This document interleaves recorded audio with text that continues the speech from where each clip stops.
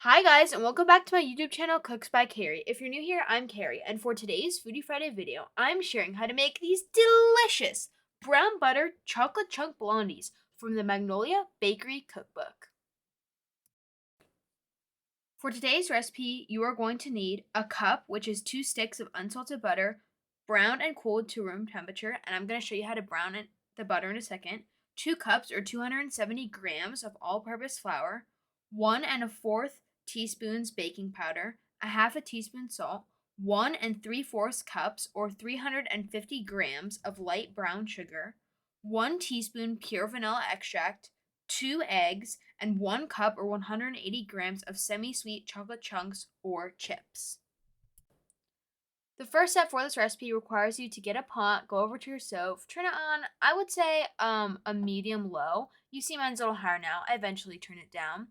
And pop the butter in. I broke mine up into smaller chunks when it was already in there. And note, this butter is actually at room temperature. No, I didn't actually have time to put mine to room temperature, so I microwaved it for 5-second intervals in the microwave. So just boil that all down.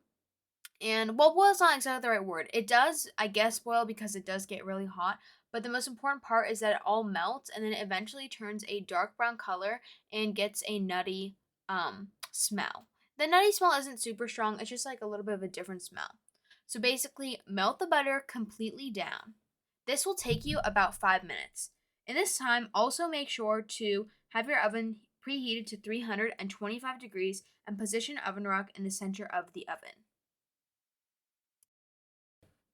I forgot to mention that this is going to be in Fahrenheit, 325 degrees Fahrenheit. And later in, when you see I put my brownies or blondies in, it's going to say 350 degrees on my oven, but that's because my oven is really weird. So just make sure to do the 325 on your oven.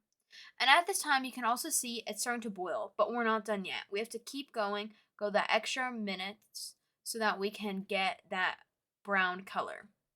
And what you're going to see at the end is that it's a little hard to tell in these shots, but I'll show it later on. There will be some like kind of like almost like burnt or brown specks at the bottom of the butter, and that happens to me every single time. I'm pretty sure it's completely normal, and my baked goods have all turned out fantastic even with this. So yeah, now you can see it's really boiled, and I cut the camera, but I came back, and this is that brown color you're looking for. There's some foam at the top, but you can see that it's beautiful and it's really nice in the color. So make sure to, at this point, turn the stove off, place the butter into a bowl, and place in your fridge for about 10 minutes. I mean, if you have longer, you can let it sit out on the counter, but the most probable scenario is that you're going to be impatient like me and just want to keep it in there for like 5 to 10 minutes. Now, before I continue with this video, please subscribe, hit that thumbs up, comment down below what you'd like to see next, share this video with a friend, hit that notification bell, and I have a goal of 1,000 subscribers, and we're almost a fifth of the way there, almost at 200, so if you could please subscribe, that'd be greatly appreciated. Alrighty, let's continue with the video. Now it is time to combine the flour, the salt, and the baking powder. At this step, just pour them all into a medium bowl and whisk until combined. Now it's time to mix together all of the wet ingredients. I'm going to be using the brown sugar, the vanilla, and the brown butter. Now my vanilla, I'm using vanilla bean paste. This is totally a little bit extra of me. You can totally just use regular vanilla. I was just out, so I didn't have any. And as you can see, there's a pot holder under my butter. And you're probably like, does that mean it's like really hot? It was sort of hot. I was thinking maybe it's more the bowl than the butter, and I was too impatient, like I mentioned before. So I just decided to mix it all up together. I figured by the time I've whisked this up, it'll be cool enough for me to add in the eggs. So if you're like me, you'll be fine. Also, you may have noticed that there were some brown specks at the bottom of my bowl that I did not include. That's just exactly what I was talking about when I was browning the butter. There are going to be these little things, just don't include them. And yeah, mix it all up until it's well combined. Now it's time to whisk in the eggs. One at a time, you want to add your eggs and whisk thoroughly. Now, if your brown butter was really hot and this batter is still hot, I'd say give it a second to chill because, and by chill I mean just like hang it on the counter, just because you really do not want to get like some scrambled egg mixtures in this mix that would like completely ruin it and be very sad.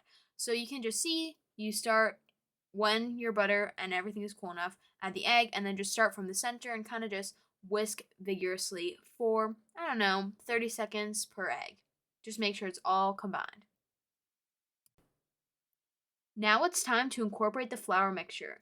I'm going to pour in half at a time and mix carefully because, as you can see, my bowl is kind of small, but I just went with it. And this batter was also very thick.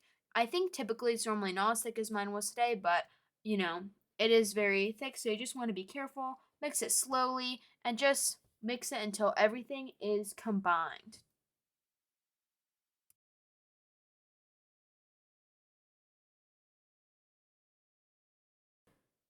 You may have noticed it is a little bit difficult to mix this with a whisk just because it is so thick, but I would just say stick to it. Make sure that you just, if it takes you a long time, it takes you a long time. For me, it took me maybe about 3 to 5 minutes to mix this all up. And then at the end here, you just want to clean everything off. And I just do a few mixes with a spatula just to make sure that there's no pockets of flour because that could really disrupt the taste later on. And now it is time to incorporate the chocolate chips or chocolate chunks. As you may notice, there are some mini M&Ms in my mixture, and that's because I was like all out of chocolate chips. I only had about 100 grams when it the recipe said to do 180. And so you know what? It is what it is. They tasted delicious. Would they have been better with a little more chocolate? In my opinion, yes. But if you're in a pinch and you don't have as much chocolate as needed, don't worry, they'll still turn out completely fine. And honestly, the M&Ms provide a little pop of color, so it's a win-win in the end. And now it is time to grease the pan. In my 9x13 pan, I'm going in with some Pam. That's a lot of similar words there. And I'm spraying it generously, and then I'm going to wipe up the sides to make sure that it gets coated everywhere. You could additionally put a piece of parchment paper underneath this mixture, but I felt it wasn't very necessary since that's more of a thing that I'd use for brownies or something more gooey, but it wouldn't hurt if you want to add it.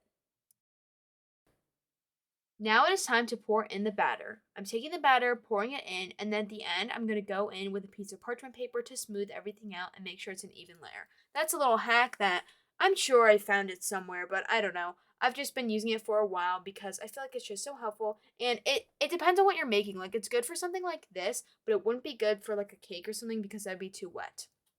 So, but there's a little chefy tip. And also, let's talk about pan sizes. You can really use whatever you want here. I mean, I use a 9x13, or at least I think that's a 9x13, and my cooking time was about 30 minutes. So just adjust your time accordingly. The recipe says it should only take 25 to 28 minutes for a 9x13 or 40 to 45 for an 8x8. But if you're using anything smaller, to be honest, I would just say check it at 25 and then just like keep coming back.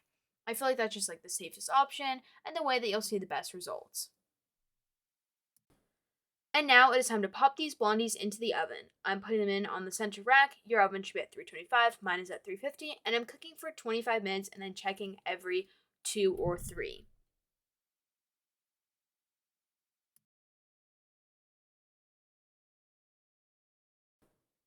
After about 30 minutes, it was time to take them out. I was so excited to see them. You can see they got so golden brown, and they just look so good. I mean, Blondies are basically chocolate chip cookie bars. They're so delicious, and I highly recommend making them if you haven't yet. Look at how good they look. I let them sit out for about 15 minutes, and then it was time to cut them. Here they are again. So beautiful, so delicious. Just they kind of had a gooey inside, but like the outside was super crispy. I brought them to all my friends. They loved them. I highly recommend. So delicious. And I would honestly say walnuts would also be really good in these. So if you want to add like a nut or something, those would be really great. I think if I had the option, I would do a chocolate chunk just because it's more fun. I don't know. I feel like it's more like refined, but any type of chocolate chips work. They do recommend semi-sweet. I should mention that. But even like you could put in sprinkles if you wanted for like a certain holiday or event, or you could also do the same with certain color M&Ms. And you can see here that this is not the best shot of the first one. The first one's always ugliest to come out, but like you can see, look, it's like kind of gooey but also crunchy. 10 out of 10. I would definitely recommend these to a friend. If you try these out, you have to let me know. And I'm about to show you this gooey inner layer. And also, these were hot, so I'm just being careful. If that's like, why aren't you touching the pan, or why aren't you doing this? I was trying to be careful because they were hot. But look at that. Okay, camera's having a little. Yeah, see, look at that. The crispy outside, that gooey chocolateness, delicious. Cannot recommend them enough. Alrighty, guys, that's it for today's video. Thank you so much for watching. If you haven't already, please follow me on Instagram at Cooks by Carrie. I post lots of fun photos of the food I cook and other updates and such. I will see you next Friday for a new Foodie Friday video. Make sure to like, comment, subscribe, do all those YouTube things I mentioned in the middle of the video, and I'll see you next time. Bye, guys.